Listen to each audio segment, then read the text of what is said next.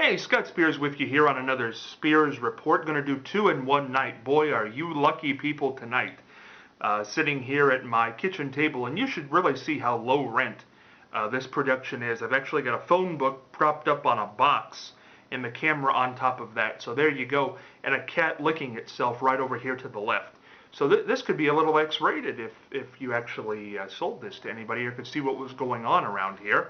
I was so hot and fiery after I did my thing on free speech that I had to take off my jacket that I was wearing. So now I'm in my Gap outfit wearing the scarf because that's my trademark and this white turtleneck on an October night here.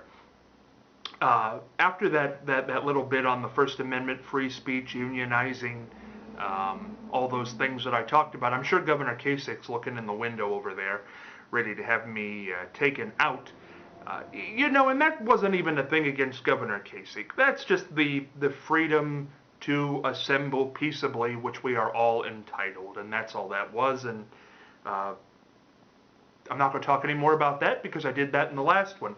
What I want to talk about here is about the whole act of doing that last one. Some people will say, oh, you shouldn't do that. You shouldn't give an opinion like that. You shouldn't be feisty or loud or obnoxious. You know what?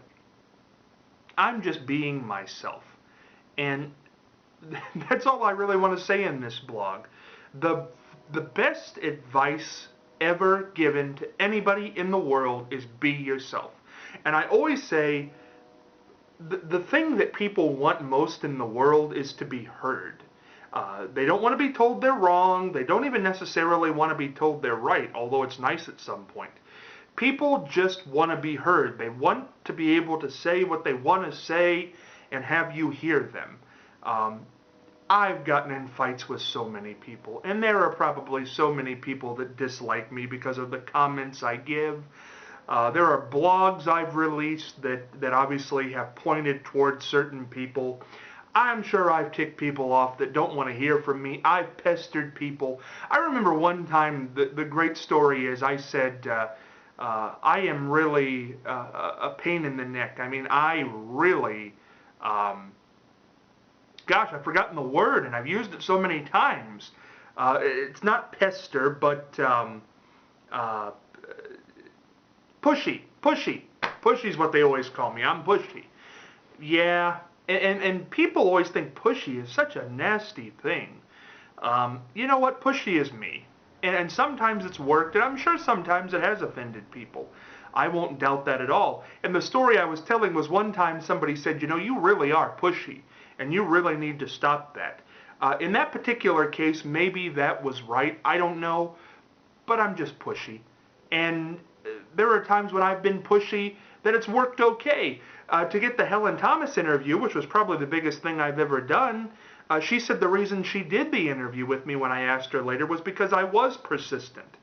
So it's all semantics. I guess pushy's a dirty word, persistent's a good word. So persistent, pushy, whatever, it's me. That's why I'm that way. And if I offer my opinion too much, that's me too. I guess you have the right to live with it or not live with it. But I want you out there to know tonight, no matter what, that you matter. I'm listening. I'll always be listening. Just email me, scottspears3@gmail.com.